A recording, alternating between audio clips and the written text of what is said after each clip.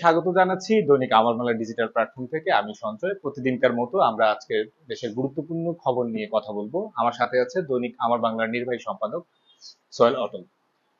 প্রথমেই হচ্ছে কুয়েটের রাজনীতি নিয়ে একটা চলমান পরিস্থিতি, যেখানে কিছুদিন আগে ছাত্রদল বা ছাত্র শিবির এই জাতীয় কথাবার্তাগুলো উঠছিল। তো আজকে কুয়েটের হচ্ছে রাজনীতি বন্ধে লাল কার্ড, যেটা বা ছাত্র রাজনীতি বন্ধের যে বিষয়টি উঠে এসেছে, সেটা আপনি কিভাবে দেখছেন?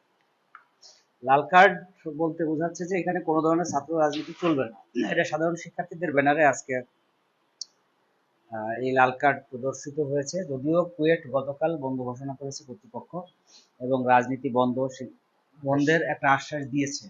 গতকালে সিন্ডিকেট সবাই কুয়েটের এই আশ্বাস দিয়েছে। তারপরও মানে আশ্বস্ত হতে পারছে না সাধারণ শিক্ষার্থীরা। তারা আজকে লাল কার্ড প্রদর্শনের মাধ্যমে বিক্ষোভ প্রদর্শন করছে ওখানে, যে আমরা কোনো ধরনের রাজনীতি এখানে করতে দিব না। এটাকে মানে খুব সাদা চোখে দেখলে যে সাধারণ শিক্ষার্থীরা এখানে রাজনীতি চাচ্ছেন না, এটা বোঝা যাচ্ছে। কিন্তু আবার খবরের পেছনেও তো খবর থাকে, যেমন এখানে আহ, এই সাধারণ শিক্ষার্থীদের হঠাৎ করে এরকমের কোনো রাজনীতি চাচ্ছি না বলার পিছনে যদি কোনো কারণ থেকে থাকে, সেটা যদি বিশ্লেষকরা খোঁজেন, যেটা জানা যাচ্ছে যে এখানে ছাত্র শিবিরের একটা ইন্ধন আছে, যে কোনোভাবে এখানে ছাত্র দল যেন কোনো প্রকার কোনো দলবদ্ধ হয়ে রাজনীতি করতে না পারে। সেটা কেউ কেউ বলার চেষ্টা করছেন। কুয়েট ঐতিহ্যগতভাবেই, খুলনা বিশ্ববিদ্যালয় বা কুয়েট ঐতিহ্যগতভাবেই সেখানে শিবিরের কার্যক্রম খুব শক্তিশালী, আমরা জানি এটা। তো সেই জায়গায়, সেই শক্তিশালী জায়গায় ছাত্রদল যেন কোনো প্রকার ভাগ বসাতে না পারে, আহ, এটা এক এক ধরনের বিশ্লেষকরা বলছেন আর কি। এটা সত্যাসত্য আসলে যাচাইয়ের বিষয়। তারা যেভাবে বলছেন, তাদের যে যুক্তি সেটা হচ্ছে যে শিবির এরকমের মানে কি বলে এটাকে, একটু পেছনে থেকে, আড়ালে থেকে এর আগে গত 15 বছর ধরে রাজনীতি করছে, যেটা 5 আগস্টের প্রেক্ষাপটের পরে আমরা জানতে পারছি যে বিভিন্ন ইউনিভার্সিটিতে শিবিরের সংগঠন আছে, কার্যক্রম আছে, সবকিছু আছে, কিন্তু ছত্রছায়ায়, অন্য ছাত্র সংগঠনের ছত্রছায়ায় তারা করেছে।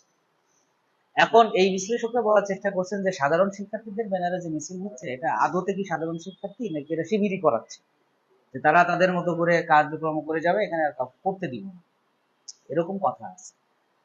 তবে ছাত্র রাজনীতি বন্ধ ক্যাম্পাসগুলোতে, এটা কিন্তু আমাদের বৈষম্য বিরোধী আন্দোলন যখন শুরু হয় 5 আগস্টের আগে, গত এপ্রিল জুলাই মাসে যে আন্দোলনটা হয়, বাংলাদেশে যে সহিংস আন্দোলনটা হয়, সেই আন্দোলনের যে দফাগুলো দেয়া হচ্ছিল ছাত্রদের পক্ষ থেকে সরকারের কাছে, সেই দফাগুলোর অন্যতম দফা কিন্তু এটাই ছিল যে ক্যাম্পাসে ছাত্র রাজনীতি বন্ধ করতে হবে। এই আলোচনা তখন ছিল। সুতরাং এটা যৌক্তিক দাবি ছাত্রদের, আমি মনে করি। আর রাজনীতি করতে গেলে যদি এরকম মারামারি, মানে পড়াশোনার থেকে যদি মারামারি বেশি হয়ে যায়, রামদা নিয়ে কোপাকুপি বেশি হয়ে যায়, হেলমেট নিয়ে মারামারি বেশি হয়ে যায়, সেক্ষেত্রে আমি মনে করি ওই রাজনীতি না থাকাই ভালো। রাজনীতি শূন্য হওয়াটা অবশ্যই আমার কাম্য না। মানে আমাদের সুস্থ ধারার রাজনীতির জন্য সুস্থ কেমন? ধারার রাজনীতি, হ্যাঁ, এটা শূন্য হয়ে গেলেও আসলে হয় না। কিন্তু সেই রাজনীতির নামে যদি মারামারি, রামদার প্রদর্শনী, হেলমেটের প্রদর্শনী বেশি হয়ে যায়, তাহলে সেই রাজনীতি বন্ধ থাকে। তো ভাই, আরেকটা বিষয় হচ্ছে পাল্টাপাল্টি অভিযোগের যে সংস্কৃতি বাংলাদেশে চলমান, যে এক পক্ষ অন্য পক্ষকে দায়ী করা, এই বিষয়টা এখনো চলছে। সেটা কেন হচ্ছে না? কোনো পক্ষই দায় নিচ্ছে না, বা কোনো পক্ষই হচ্ছে? কারণ ভালো কাজ করতেছে না তো। যদি ভালো কাজ করতো তাহলে সবাই বলতো যে এটা আমরা করছি। কাজগুলো তো ভালো হচ্ছে না। কুয়েটে তো মারামারি হচ্ছে, রামদা দিয়ে কোপানো হচ্ছে, তারপরে লাঠি দিয়ে পেটানো হচ্ছে, ইট পাটকেল ছোড়া হচ্ছে, ইউনিভার্সিটি বন্ধ হয়ে গেছে, কুয়েট অলরেডি বন্ধ ঘোষণা করছে।28 ফেব্রুয়ারি পর্যন্ত। হ্যাঁ, 28 ফেব্রুয়ারি বন্ধ, সব ধরনের ক্লাস পরীক্ষা সব বন্ধ ঘোষণা করা হয়েছে। তার মানে কোনো কিছু ভালো কাজ না।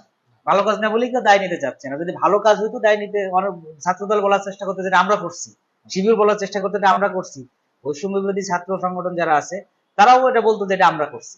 কাজটা যেহেতু ভালো না, এই জন্য কেউই দায় নিতে চাচ্ছে না। আরেকটি গুরুত্বপূর্ণ খবর হচ্ছে সীমান্তে আমরা দীর্ঘদিন ধরে দেখছিলাম যে টান টান একটা অবস্থা, খুব ভালো অবস্থা ছিল না। কিন্তু আজকের একটা খবর হচ্ছে যে ভারতীয় বিএসএফ এবং বিজিবির মধ্যে একটা শান্তি। আহ, এটা খবরটা আমিও দেখছি। খবরটা সম্ভবত আমি আমাদের কোথায় দেখলাম নিউজটা, সীমান্ত সহযোগিতার নতুন অঙ্গীকার বিজিবি বিএসএফ এর। হ্যাঁ, মানে সীমান্তে দুই সীমান্ত রক্ষী বাহিনী আছে বাংলাদেশের, বিজিবি বর্ডার গার্ড বাংলাদেশ এবং বিএসএফ ইন্ডিয়া, এরা সহযোগিতার নতুন অঙ্গীকার করেছে। সহযোগিতার নতুন অঙ্গীকার করার যে কথাবার্তায় বলা হচ্ছে, এগুলো আসলে খুব অফিসিয়াল কথা, কাগুজে কথা বলে এগুলো, কাগুজে কথা। দুইটা প্রতিবেশী দেশ যাদের সীমান্তের বৃহত্তম অংশ দুইটা দেশের সঙ্গে, বাংলাদেশের তো ম্যাক্সিমাম সীমান্তই ইন্ডিয়ার সঙ্গে, সামান্য একটু সীমান্ত আছে মিয়ানমারের সঙ্গে। অন্যদিকে ইন্ডিয়ার চারপাশে অনেকগুলো বড় বড় দেশ থাকলেও বাংলাদেশের সঙ্গে সব থেকে বেশি সীমান্ত শেয়ার করছে ইন্ডিয়া। সো এটা খুব মানে সঙ্গত কারণেই দুই দেশের সীমান্ত রক্ষীদের একে অপরকে সহযোগিতা করা উচিত ছিল, দরকার ছিল। আলাদা করে সেটা অঙ্গীকার কিন্তু আমরা দেখিনি, কখনোই দেখিনি। ইদানিং এই উত্তেজনাটা বেশি। আমার বাংলাদেশের 5 আগস্টের এই যে পট পরিবর্তনের পর থেকে এই পরিস্থিতিটা আরো বেশি, উত্তেজনাটা বেশি।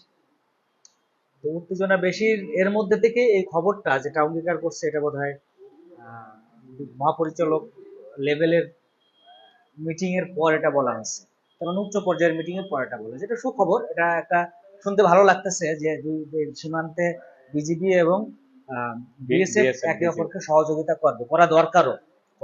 নানা ধরনের চোরাচালান, মাদক, অস্ত্র, এগুলো যে সীমান্তে সীমান্তে হয়, এক দেশ থেকে আর এক দেশে যে পাচার হয়, এগুলো বন্ধ করার জন্য, দুই দেশের জন্য এগুলো বন্ধ করার জন্যই এই সহযোগিতাটা দরকার। ভালো খবর। আর বর্তমানে হচ্ছে ভাই রাজশাহীতে গতকাল রাতে হচ্ছে বাসে একটা ডাকাতির ঘটনার পরে হচ্ছে গণধর্ষণের একটা খবর পাওয়া যাচ্ছে ইয়েতে, এবং এরকম ঘটনা, ধর্ষণের ঘটনার বাদ দিয়ে যদি আমরা দেখি, চুরি বা লুটপাট বা এই জাতীয় বিষয়গুলো ইদানিং বেশি ঘটছে। সেটা কেন ঘটছে এবং আইন শৃঙ্খলা বাহিনী অবস্থান আসলে এরকম কেন, কি মনে এটা হচ্ছে? নিয়ে খুব সম্ভবত আমরা গত পরশুদিনই আলোচনা করছিলাম যে দেশের আইন শৃঙ্খলা পরিস্থিতি খুব খারাপ এখন। মানে অন্তর্বর্তীকালীন সরকার বিষয়টাকে নিয়ন্ত্রণ করতে পারছে না। তিনি স্বরাষ্ট্রমন্ত্রী আছেন বা তাদের দায়িত্ব, স্বরাষ্ট্র উপদেষ্টা যিনি আছেন, তাদের দায়িত্ব আইন শৃঙ্খলা পরিস্থিতিকে নিয়ন্ত্রণ করা, করতে পারছেন না। কেন পারছেন না সেটার আমরা মোটামুটি ছোটখাটো একটা আলোচনা দিন করেছিলাম, যে না পারার পেছনে এগুলো ফ্যাক্ট আছে। সেই ফ্যাক্ট গুলোই কাজ করতেছে আসলে। এই আইন শৃঙ্খলা পরিস্থিতি ঠিক করতে পারতেছে না। এটার এই প্রমাণ হচ্ছে যে দুদিন পর পর আমরা ভয়ানক ভয়ানক খবর শুনি। রাজশাহীর বাসে, চলন্ত বাসে ডাকাতির পরে দুজন নারীকে, যেখানে বাস ভর্তি যাত্রী আছে, তার সামনে ডাকাতির হচ্ছে পরে সেই ধর্ষণের বাসের ঘটনা।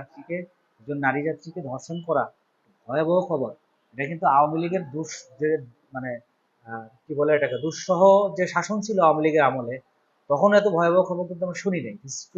আওয়ামী লীগ যে আমরা বলতেছি যে একটা ফ্যাসিজম কায়েম করছিল আওয়ামী লীগ, হ্যাঁ, শেখ হাসিনা যে যে দুঃশাসন ছিল, ওই দুঃশাসনে কিন্তু এরকম ভয়াবহ খবর আমরা শুনিনি, যে একটা চলন্ত বাসের 50 জন যাত্রী রয়েছে বাসে, সেখান থেকে দুজন নারী যাত্রীকে ডাকাতি করে ধর্ষণ করা হয়েছে যাত্রীদের সামনে, এটা কিন্তু তখনও আমরা শুনিনি। তার মানে আইন শৃঙ্খলা পরিস্থিতি কতটা খারাপ এখন দেশের, এটা কিন্তু বোঝা যাচ্ছে।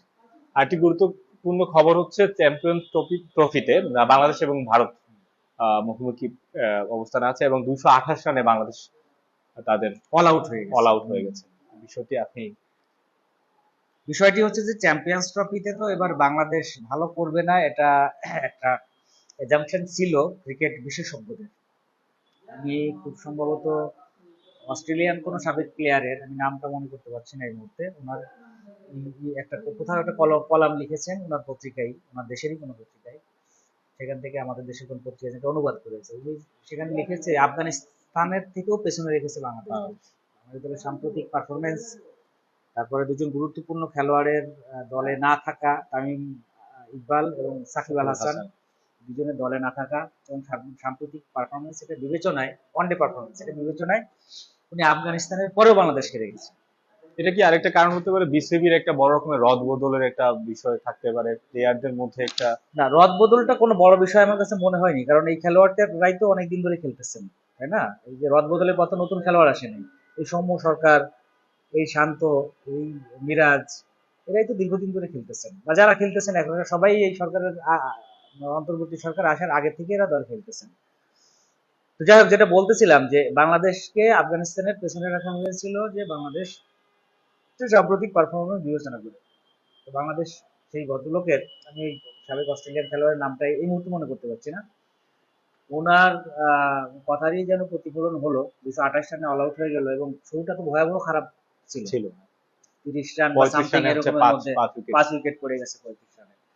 তো এটা ভয়াবহ খারাপ শুরু করছে। তারপরেও আমি খেলাটা দেখলাম, এখানে বসে জেসি কাজ করতে করতে দেখলাম জাকের আলী এবং তাহিদ হৃদয়, আর দুজনে মোটামুটি ভাবে 150-র বেশি বোধহয় ওদের পার্টনারশিপটা, বড় পার্টনারশিপ করার কারণে 228 রান হয়েছে, না হলে তো এটা 100 রানের মধ্যে অল আউট হয়ে যাওয়ার একটা ভয় ছিল।